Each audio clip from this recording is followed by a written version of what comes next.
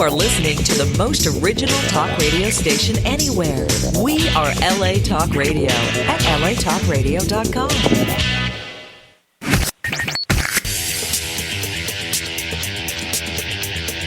You're listening to Question Reality. Question Reality with Priscilla Leona. Priscilla Leona. Only on LA Talk Radio. Hi, welcome to Question Reality. I'm your host, Priscilla Leona, and we are coming to you live from Los Angeles, California. Our show is broadcast every Sunday from 5 p.m. to 5:50 p.m. Pacific Standard Time. If this is your first time tuning in, our show is going to help you to question your career reality. Now, this show is for you if you are considering a career in the entertainment industry. Our guests will provide you with advice and resource information on how and what it takes to successfully pursue a career in show business. Our guests work in various professions and are at different stages of their careers. So that means that we will definitely have someone on the show who will be able to help you with your show business career questions. Now, if you want to check out our past guests, read their bios, listen to their interview instantly, or download one of the shows, go to the LA Talk Radio website. That's latalkradio.com. Click on the link at the top of the website that says Channel 1. Scroll down and look for the graphic of our show, Question Reality, and then you click the link, and that takes you right to our archive page. And that is where you can view the list of all of our past guests. Now, our shows are also available for download on iTunes under the podcast section, and we're also on Stitcher.com. Just type in Question Reality Radio in the search box, and there we are. And if you want to find out about our future guests, you have to visit the official Question Reality website. That's a totally different website. And that website address is questionrealityradioshow.com. questionrealityradioshow.com. So all of the guests are over there. Now, we have a fantastic guest. I'm so excited to bring him on today because I think that we as a people, we need motivators. We need motivation. We need inspiration. We need education. We need other things that I can't mention on the radio, but we need things. We need things. Well, some of the things that we need, the person on the show today is going to be able to give them to us. His name is Joel Landi, and he is the CEO and the founder of the Performance Group. And I want you to go to that website right now while I'm talking so you can get an idea of who he is, what he does. We're going to cover that, but it'll be additional information that we may not get to. That website is theperformancegroup.us. Not .com, .us, theperformancegroup.us. You can also find him on Facebook under the Performance Group and on Twitter under Coach Joel Landi. So go there right now. And we are going to be asking him, oh my gosh, something's happening on the background. Oh, I got feedback. Joel, is that you over there? Don't try to listen to yourself. We're doing the show remotely, and I got some feedback going on. It threw me off my game. It threw me off. You're okay. Good. All right. Good. So we're going to be asking Joel some questions, which are what are the rewards one reaps when one.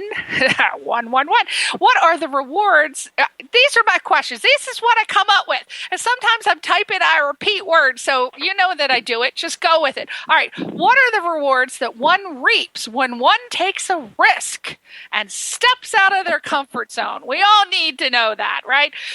We also are going to answer we're going to find out what some of his Lord have mercy, you think I've been drinking a bottle of whiskey all day. I haven't even touched a drop and I can't talk. We're going to be asking, what can some of your clients expect when they work with you through the performance group? We're going to find out how he became the face. And I found this fascinating because I have a wonderful friend, one of my best friends, Monica, is in Germany. And I found out from Stephen Levine, who is his PR rep, that he is the face. Mr. Joel Landi is the face of Germany's most popular television commercial character. And I believe the character is Signor Valmano. Now, I don't know this character, so we're going to find out about it together. And then we're going to also ask what messages does he hope to spread via the performance group, because we all want to spread messages, right, in the day-to-day life, and maybe also messages he wants to spread through Signor Valmano. So let me just tell you a little. We never know. He might want to spread something. Now, Joel Landi is the owner and founder of the Performance Group. He has excelled at careers that combine both science and personal growth for over 25 years. And whether it was training aviators in the Navy, testing human performance in cardiac rehabilitation, racing sport bikes with data acquisition, or leading others in ministry through delicate interpersonal matters, these opportunities are what equipped him to develop trust quickly and go deep, like get down to the matter in a skillful way. But what was unique was seeing, Joel says, what was unique was seeing the speed at which personal transformation came when combining great information with measurement data. And the performance group was born out of this unique intersection of personal growth and personal measurement that uses quantifiable performance data to accelerate the learning experience. So they refer to this as the real magic in personal transformation, mixing in science or real numbers. And when they add this unique element, when helping others confront limiting beliefs, clarify values, or take proper risks, that's what becomes the game changer. Now, see, Joel, you wrote this and you're excited about hearing it again. I got all this from your website and you're like, wow, do I really do that? You've forgotten the magic you create. You're forgetting about all of the witchery and warlocks stuff that you do on a daily basis to transform people into completely new humans. So first I want to say welcome so much to the Question Reality Radio Show. Thank you for coming on. My gosh, Priscilla, you told my entire life story there in about 45 seconds, but thank you for having me. Oh, thank you so much. Oh, happy Easter, happy Passover. Please come again. No, well, I understand that. What I like to do is start with a basic question, because people like to know where you came from and how you got to where you are now. So the question that I like to ask first is, when Joel Landi was an itty-bitty little boy, maybe wearing a bow tie, maybe not, what did you want to be when you were small? You know, I wanted to be Wonder Woman. What did you see yourself being when you grew up?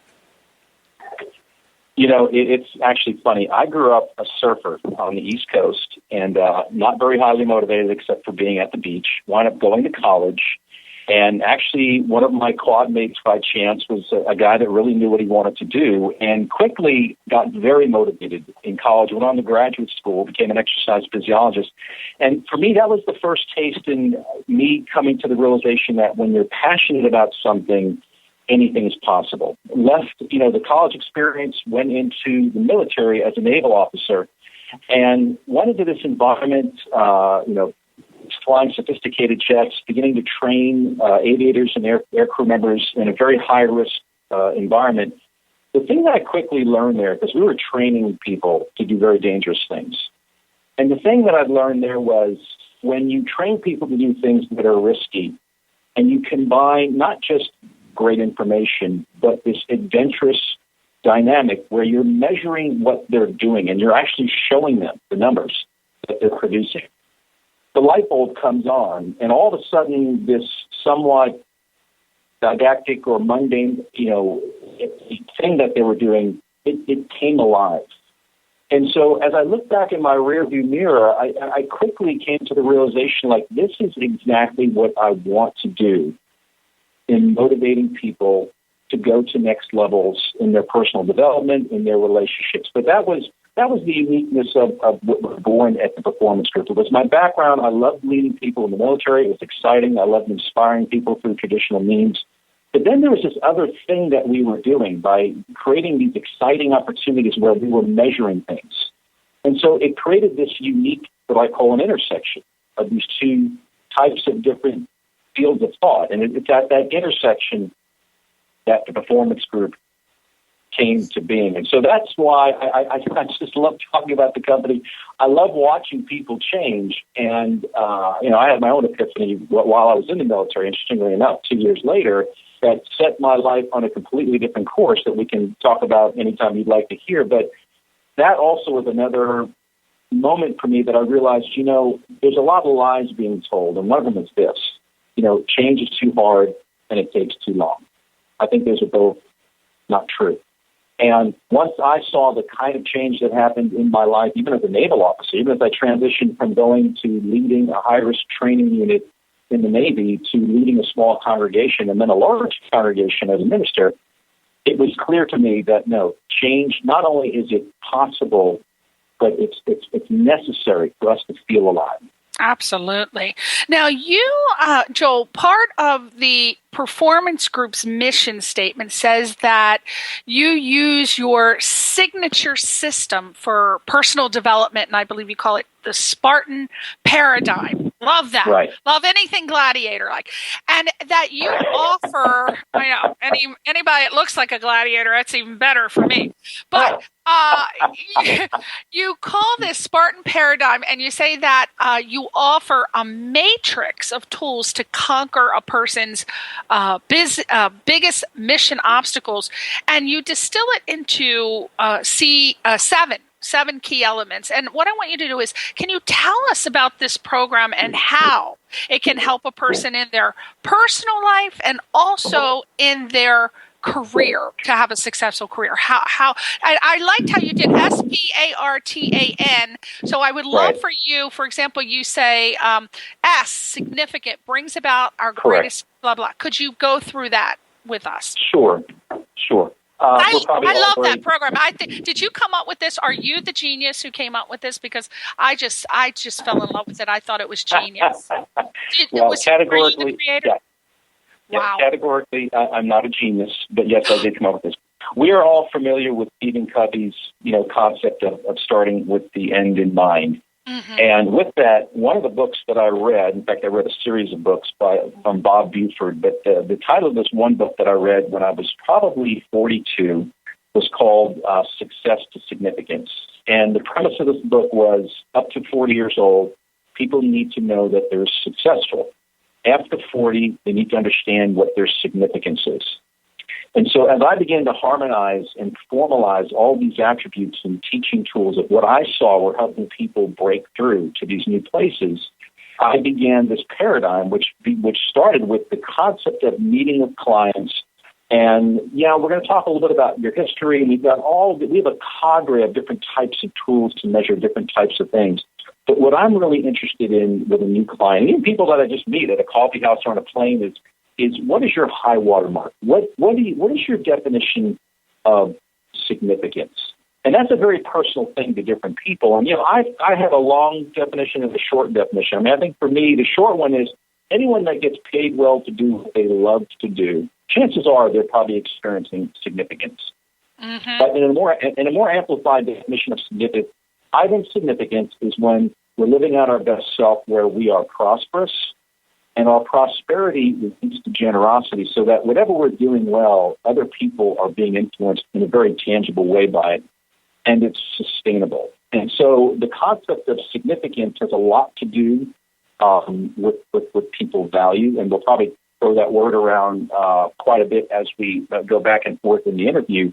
But I believe that a lot of times why people get stuck, whether it's a CEO, professional athlete, somebody, an entertainer, anyone in business, a house mother, a college student, People often get stuck because their values are not clear. It's not that they don't know how to manage their time. It's not that they're sloppy. It's not that they're unmotivated. As soon as you lose track on your values and prioritizing your values, it sets your energy in the direction of your life off in a way that really dilutes, what you can be doing with your life. So significance is the front end of the paradigm. I love talking about it. It's peeling a deep onion. We go very deep, my clients and I. It's exciting. And one of the, I think, the most intriguing components of this is oftentimes when people come to me stating that they're convinced about X, it normally ends up being Y, because the concept of being in that deep confidential partnership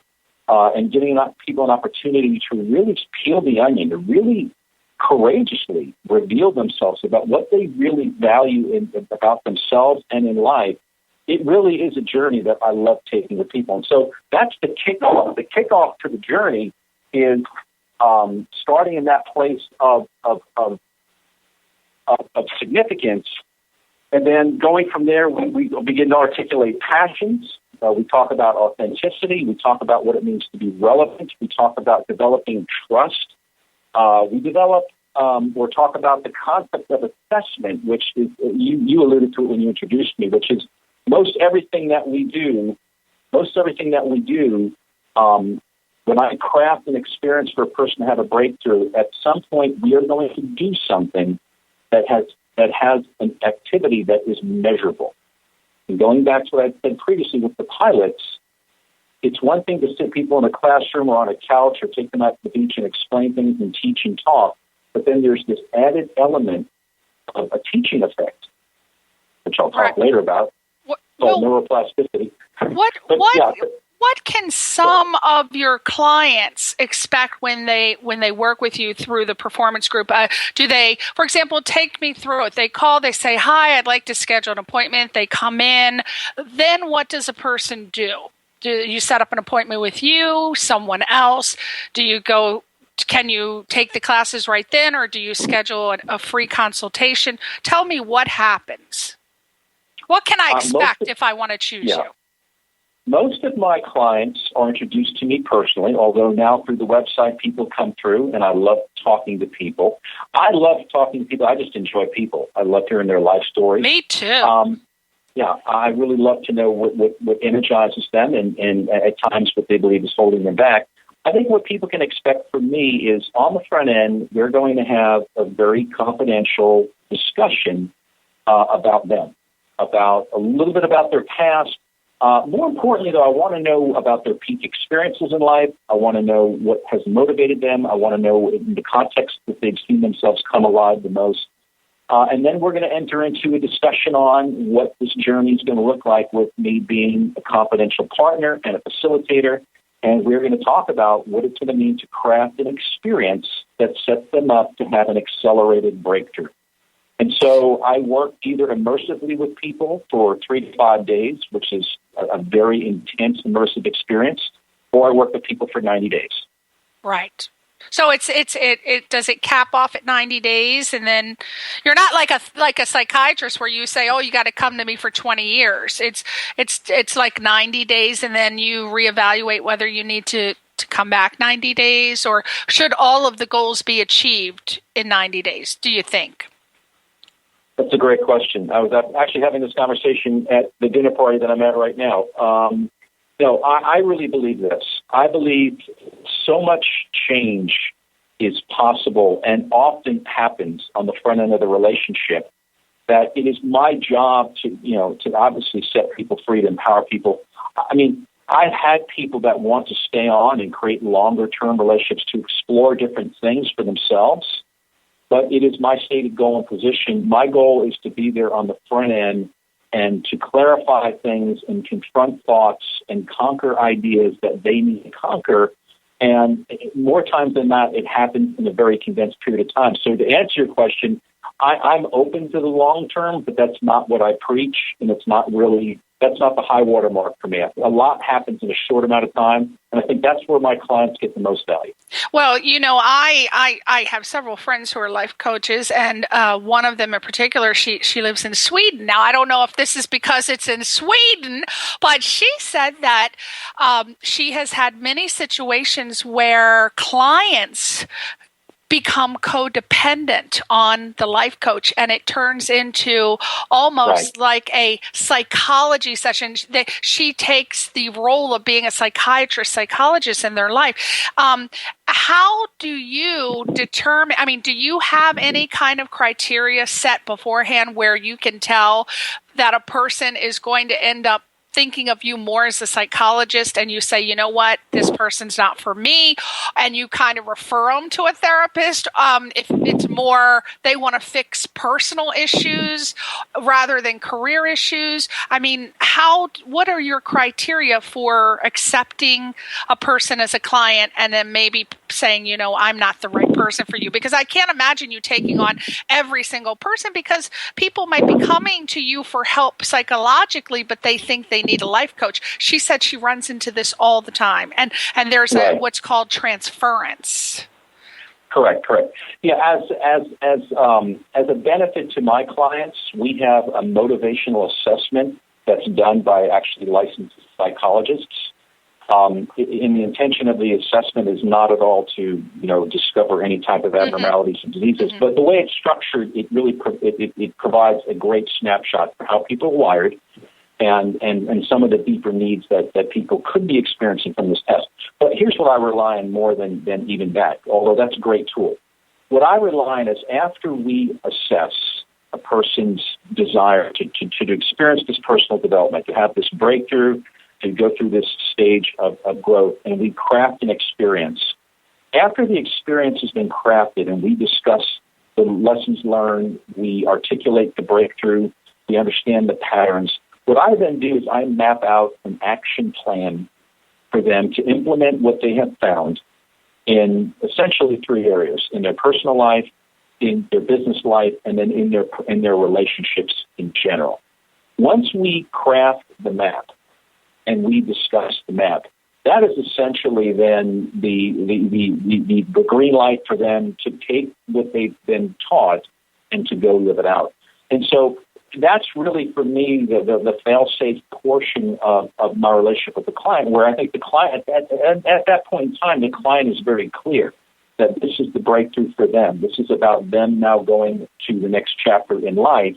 And again, if there are opportunities, it wouldn't be uncommon for someone to have a breakthrough one-on-one, then they might want to do something like one of our retreats that we go on in the summer, which is more of a group thing. That's completely encouraged, and that's fine. But I hope that's answered your question. At that point in time, once we map a strategy, they're off to the races, and they're ready to go for it. Yeah, it's a very fine line, because a lot of people think that they're stuck getting somewhere in their career and their life, but it turns out to be more of a psychological issue that really does need addressing by a psychologist or a therapist. So it's a very fine line for life coaches, I have found by talking to my various friends, and they wear a tight wire, because you can be sued for giving psychological advice. Yet it seems so intrinsic that you would do that, because part of what you're doing that keeps you stuck in your career, again, amateur life coach here, is something that's holding you back psychologically. So something's happening that's causing you to not be able to get from plan A to plan B to plan C. So it really teeters on the borderline of a psychosis, not a bad psychosis, but something psychological. Right. So you have a very tough and tricky career. I would be scared. I'd be on drugs. I'd be having to pop a pill before I saw a client.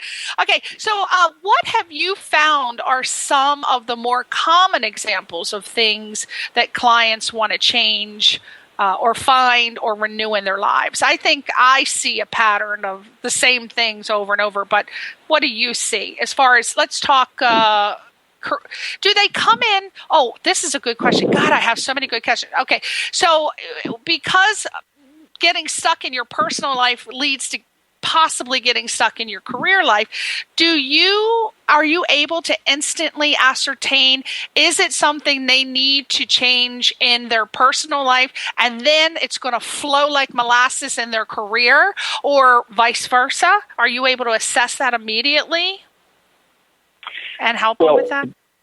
To double back, let me answer two questions with two separate answers, because I think it'll make sense.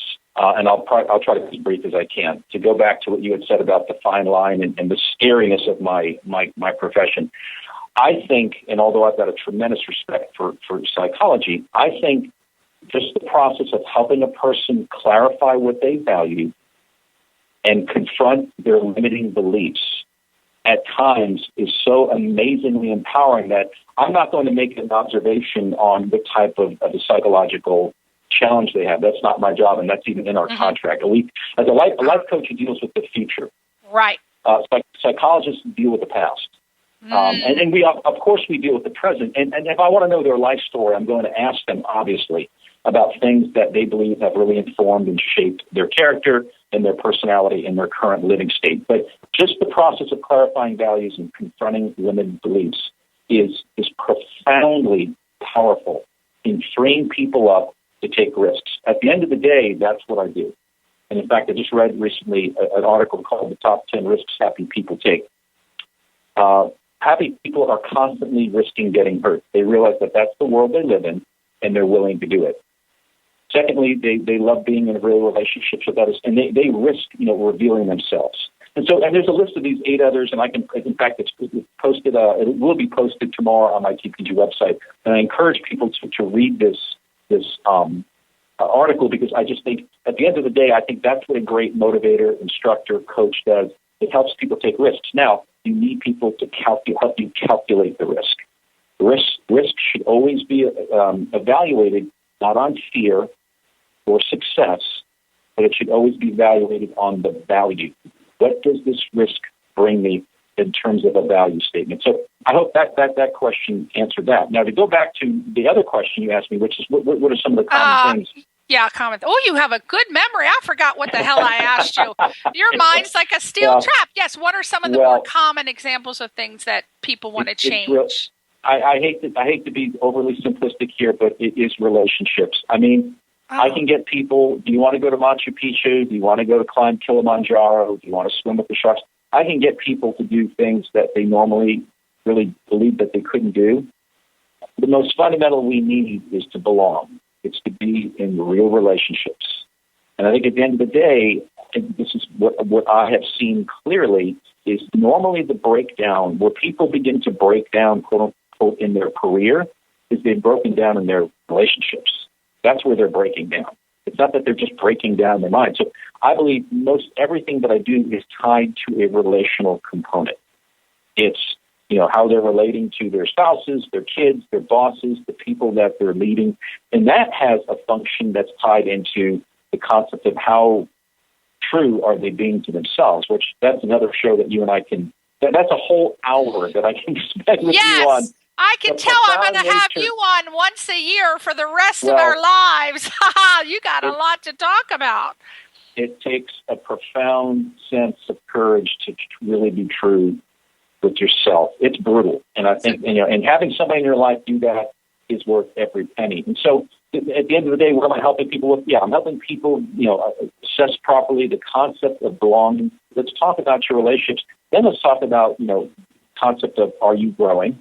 And then I was just discussing this with some friends here at the dinner party of the duality of certainty and certainty. Do you know that we need equal parts? And Maslow, people have discovered this, and the Chloe Maddonas and Tony Robbins kind of took up the ball and ran with it. But they developed, these 6 essential needs. But it always intrigues me, and when I'm reminded that people need an equal measure of certainty and uncertainty. To the degree that we need structure, we also need this romantic, unbridled piece of us that we need to go explore and discover. And so I love helping people get in touch with that. Well, let me ask you, what advice, just terse and concise, but what advice would you give someone, say they came here from another country, and I mean LA, to pursue a career in the entertainment industry, and they had an idea of what they wanted to do. Say they came out here to be an actor or a director or well, let's just pick one. Okay, they came out here to be a director, and they went to school, and then they said, oh my God, you know what? I don't want to deal with the camera. I don't really like this. So they prepped and prepared for this for a long time. They came out here. They thought they wanted to do one thing. And as the years go on, they found that they had interest in other things, but their family's like, well, whatever happened to that career? I mean, you went out there to become a director. What are you doing now? Well, you know how families on the East Coast, because I'm from Connecticut, and, you know, families will thrash you and say, what the hell did you come out there for? You're not doing what you said you wanted to come out. What advice would you give a person who feels ashamed because they came out here to do one thing, but now they've lost interest in it, and they want to do something else, but they're confused now as to what their original motivation to come out here was? What would you say? Well, the key word there is confusion. And I go back to what I believe is one of the bedrock approaches that I take, which is clarifying people's values. I don't make a judgment. Obviously, shame and guilt is something that's crippling to all of us. And that's something and families do it, don't they, Joel? It's the mothers and fathers. They just really make you feel so bad that you didn't pursue that goal, and they make you feel like you're fickle. So I hear it from so many guests that come on my radio show. They're like, my family makes me feel bad because I decided to come out here. And I have so many friends that tell me they suffer from this. And I thought, well, what do you do? I don't know what advice to give them. I don't know. Well, I think an oversimplified, I mean, there came a point in my life when, I love, my mother's deceased, but I love my father and respect him deeply. But there came a time, obviously, as a young adult, where I made the decision that I need to respect him, but I have my own worldview and my own goals, my own dreams and thoughts. And I mean, anybody that's caught in the trap of pleasing other people, when you want to do something for somebody, you do it because ideally there is no attachment to the gift. If I give you something after the show, I give it to you not because I hope you invite me back. I give it because it does something for me in the act of gift giving. So the long and the short of what you just shared with me, and the very succinct point is you cannot be living in relationships where you're living based on what other people think about your decisions, because that is an absolute recipe for neuroses. Exactly. And people change as we grow. You change.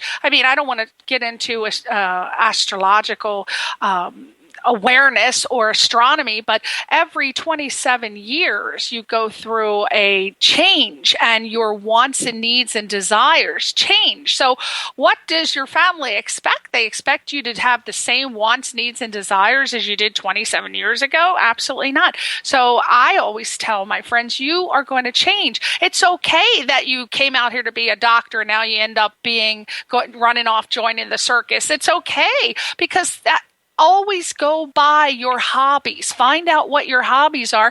And if you love doing it and you don't mind getting not paid, then you're going to love getting paid for it as a career. Am I right?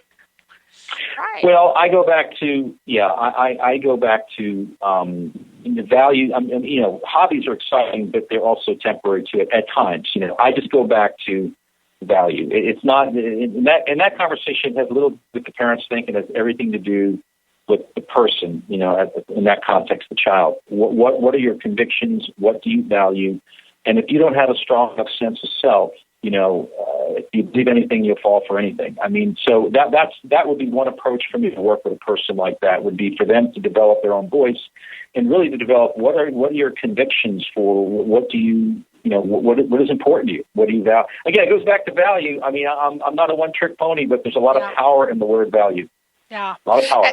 And I always tell people it's okay to change. And if you're unhappy doing what you're doing, it's okay to make a change. Okay.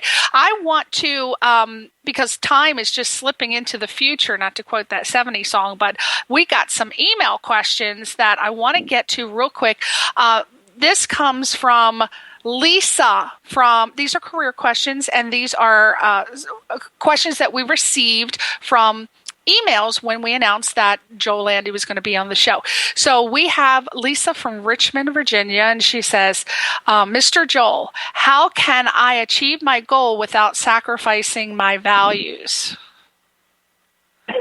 I don't know what that means, Lisa. Lisa, I don't know what that means. No, I do. I do know what it means. Okay. I do know what it means. I think one of my definitions, passion is a fire that burns inside of us, and it keeps us moving, through the valleys in our lives. And I believe that passion, when it's separated from ego, it is really it's ready to make its mark on the world. And I just love that thought of this fire that's selfless that gives to other people. And her name was Lisa. Yeah, Lisa from Richmond, Virginia. Yeah. Lisa, if you're listening, I don't think you have to compromise your values to reach your goals.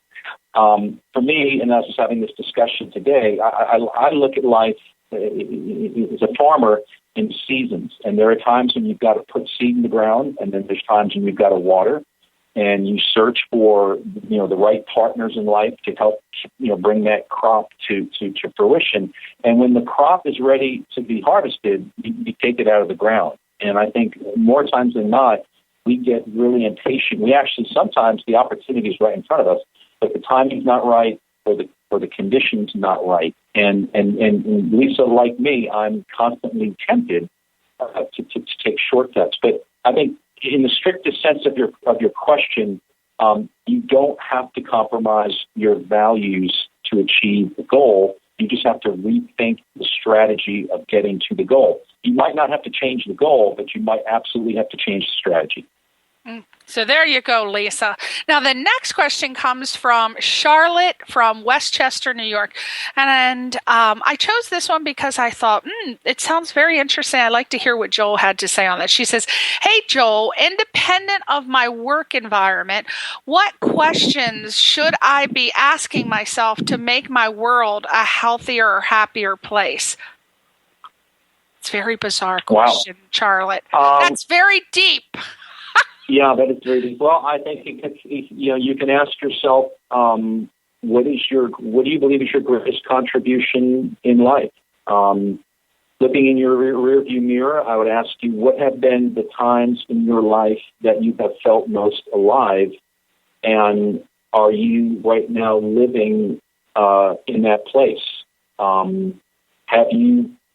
Have you thought about your legacy? I mean, it depends on what direction she would want to evaluate that. But I go back to, once a person clarifies their values, and obviously your listeners are just hearing that as a statement. They're probably thinking, oh, my gosh, you said that 100 times. It doesn't mean anything to me.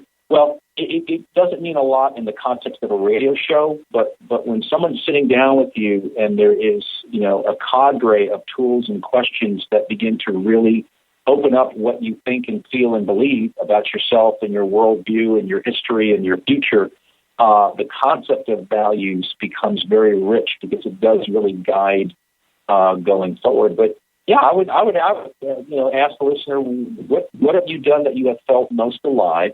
Is that aligned with your value system? And what are you doing looking forward? What are you doing that you believe is going to bring the greatest contribution of your gifts to your community? Are you living it out?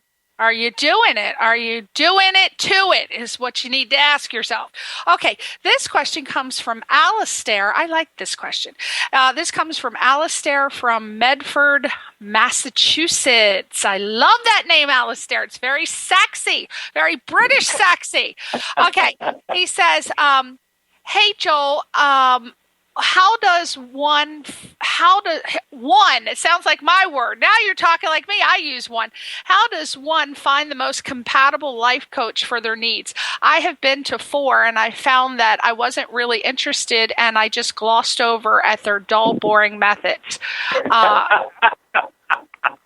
There you go.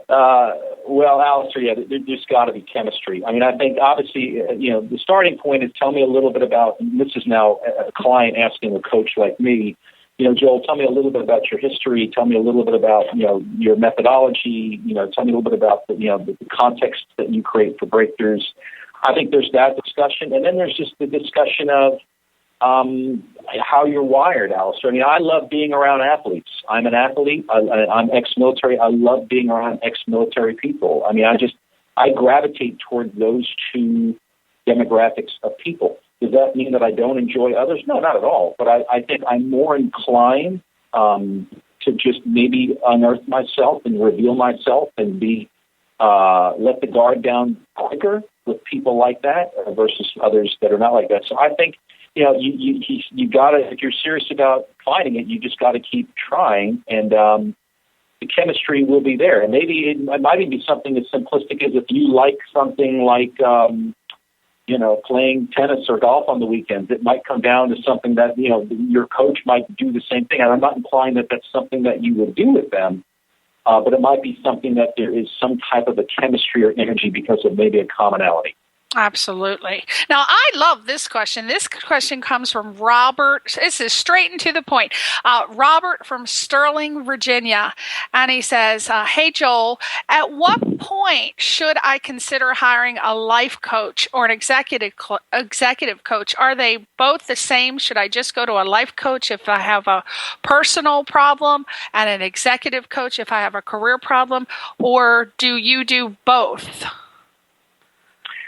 I guess I'd like to know, Joel, at what point in one's life should you consider hiring? Because a lot of people, and I hear this all the time, a friend of mine just went through a traumatic breakup with her boyfriend, and she said, well, I should probably go to a therapist because there were a lot of issues that I felt that I was left with that's interfering with my career. And so that's tough. So I said, well, I don't know. So how do you know whether to go to a life coach or to a therapist? Again, with the question with the therapist. Right. Well, I just turned 50 the other day, and looking in my rearview mirror, I have never gone to the doctor for no reason. So obviously, anybody that's looking for a coach, there's a voice inside of all of us. I think at the foundation of it is that there's two ways of looking at it. There's a group of people that just want to be more and do more, and that's exciting. Then there's another group of people that feel stuck, and it could be from shame, it could be from guilt, it could be from heartache, rejection. Whether you fit into one of those two categories, I think in the strictest sense, a life coach is probably, and I'm saying probably because this is not science at this point, more inclined to helping people that are stuck emotionally and want to kind of work through things, although I believe I do that well, and I'm more of an executive business coach. But then obviously the executive coaches are for people that really want to go to a different level. I mean, business leaders, they have the daunting task that they're constantly innovating. They're creating a culture of winning, and they're dealing with things on top of that when they blow up. And so, it's been my experience that when there are people at the top, they get stuck, and they need a confidential partner to talk things through. So, I wouldn't, making the distinction between where one person should go, I wouldn't feel comfortable saying you should go one place or the other. But I'll go back to Alistair's question. You got to go where there's great chemistry, and you believe the person across the table will give you the best, confidential, deepest, most honest help that they possibly can. Absolutely. And you're going to go to a different place. You got to feel the chemistry too. It's just like picking out a therapist. You can't just go to someone because they referred you. You got to have the chemistry. And then we've got one more question, and then we want to get back to talking to Joel more about his company and what he does. And then I want to talk about the senior for a minute. Now, this last question comes from Brandon from Long Beach, and he says, what is keeping me from living my best life? I feel like I've never gotten started, and I'm almost 40. Well, Brandon, that's the question that a lot of people ask. I would have no way, because I don't know you, I would have no way of answering that question. But I do know that confusion is the biggest enemy to people realizing their potential. And I think it is such a gift to have somebody in your life, whether it be a coach, a mentor, a leader, a spiritual leader, anyone that's qualified to really sit down and not try to fix you and label you, but to try to get you to really, unravel. Usually there's such a complexity of competing thoughts that are going on in your mind when you're at the point that you're finally at, that you'd be amazed that even in an afternoon with somebody that you really trusted that was skilled, how much clarity that you would receive. And when you get clarity, you get confidence. Right. And when your confidence comes back, that's when your paradigm, your eyes open, and you begin to feel for the first time the kind of traction and the kind of confidence that you were intended to have. And that's when things really change. And so my advice to you is to find that partner, spend the time, and invest in yourself. I don't, people ask me, well, what do you charge? My answer is always, what are you willing to invest in yourself? What are you worth? And so you're worth it, Brandon. Go for it. Absolutely. Well, you seem to be a person who's always dealing with risky endeavors and everything on a risky type nature. So my question to you, and this is my personal question, do you agree that a little fear can act as practical caution? Because people are always saying, no risk, no reward, no risk, no gain. But I mean, I consider myself low risk. I do not like to take crazy risks. That's just me. I mean, I can't do it. It's just not in my nature. And I always say, well, you can be risky if you feel like it, go for it. But for me, I feel that a little bit of fear is kind of, practical caution. You don't go crazy and get yourself in trouble. What do you feel about that? One of my favorite quotes is from Mark Twain. He said, 20 years from now, it will be the things you did not do that you will regret the most rather than the things you did. My greatest fear is regret. My greatest fear as I get older is I don't want to be the father or husband or friend or leader that sits down with other friends and looks them in the eye and says, boy, I really wish I would have done X, Y, or Z. And so going back to the risk, fear, if you are in a relationship that is worth anything, fear is constantly somewhere in the mix because love is risky. Mm-hmm. Most of what people do in life is risky. And so I respond to the question by I couldn't live with myself with the thought of regretting the opportunities that were before that I didn't take. And, I'll quickly share the story. I started racing motorcycles 2 years ago on a racetrack, asphalt, and with people that were predominantly 20 years younger than me. That's a whole other story. But people around me, were like, except my wife and kids, but people around me were like, have you lost your mind? And I assured my wife, I said, honey, if you buy off on this, just like I learned how to fly an airplane, I'll learn how to race. I'll do it by the books. It'll be well thought through. You'll plan the risk out. You'll plan the high risk out. I like it. Well, you know what, Joel? I want to get this question in real quick because we got 2 minutes. What message do you hope to spread? Because I didn't know, but apparently you're this big, huge star in Germany with this commercial character. Can you, in 2 minutes, tell me who Signor Valmano is and what messages do you hope to spread via the performance group, your day-to-day life, and through Signor Valmano? So I don't know if you can do it in 2, but I think you can.